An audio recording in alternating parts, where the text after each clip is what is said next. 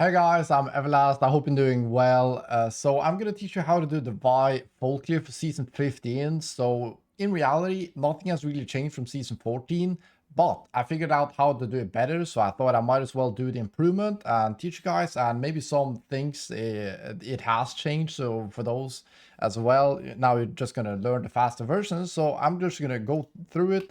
I was just vibing, so you're not going to have any sound. I was listening to music. Just trying to do the full clear, and we were able to do it really quickly. So many has the misconception that Vi's full clear is actually quite slow. It's really not. It's really quite fast. So here you're just going to kite the blue camp. You're not going to smite it, and you're going to do 2 autos, then walk back. Vi has a pretty high attack speed. You're just going to start kiting it there, and then you're going to smite the Grump. Just one small thing that I forgot to mention, you're not going to smite the Grump prematurely. If you're playing against level 2 invaders, it's become really popular to invade Vi at the Grump. So if you're playing against Viegos, Elises, Graves, these kind of champions that likes to invade you at your blue, there's many starting Raptors and then going for the Grump invade, Jarvan as well. And some of these champions really loves to do that. If you smite early, you're not going to have smite for it, you're going to get engaged on, and you're probably going to die and at least lose Grump, and that's really bad. So then I hang on to my smite, just hit it.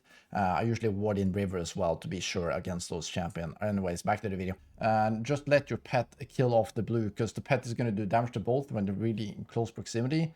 And you smite the Grump in order to pull it towards you, and then you can just start hitting it. When it's 200, you're going to do one last auto. The pet is going to finish it off, then you move, then you hit the big one. You're just going to instantly proc the W with your E.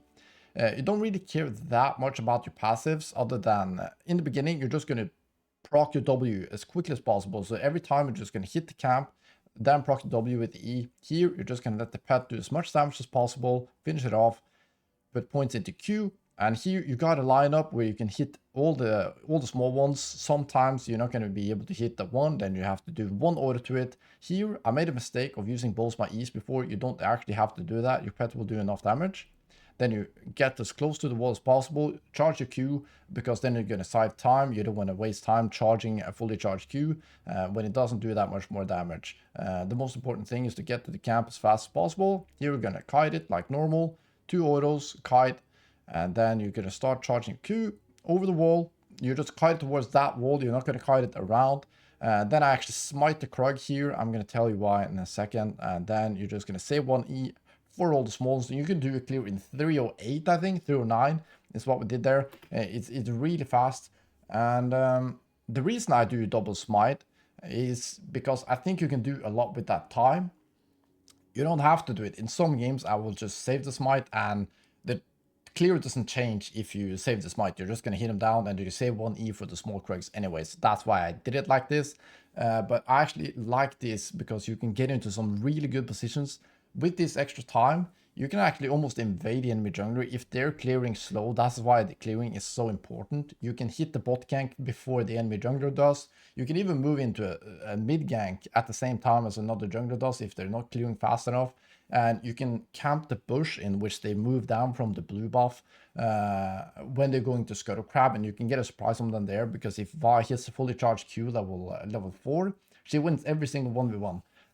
So that's really insane. It gives you so many options. If you just want to save your smite, it doesn't look like anything happens, you want to save it for the Scuttle Crab, and that's completely fine. But many times, I think what decides to get the Scuttle Crab is not actually the smite, it's more so the positioning, and therefore being there in a certain position early is more important. So I hope you enjoyed this video.